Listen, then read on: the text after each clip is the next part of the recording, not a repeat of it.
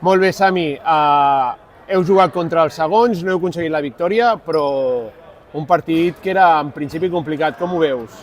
Bueno, venimos de más o menos unas 2 semanas donde estamos trabajando más o menos bien nuestro juego y la verdad que hoy pues se nos ha complicado un poco más, el otro equipo era bastante regular en su juego y en su nivel y a nosotros en ese sentido a lo mejor se nos ha complicado a la hora de mantener la intensidad suficiente en nuestro campo como para llegar a ese punto de competir y llevarnos pues nuestros sets. Luego, nosaltres des de les retransmissions sempre parlem molt bé dels lliures, dels líberos. És per nosaltres una figura molt important. Destaca, ara que tens l'oportunitat, destaca una miqueta la feina dels lliures en un partit.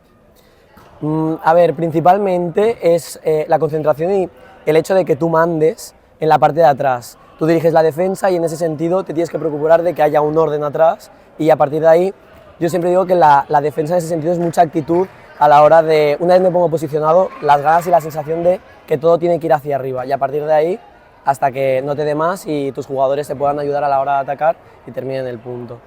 Doncs moltes gràcies, Sami, bon partit i ens continuarem veient. Vale, igualmente. Una abraçada.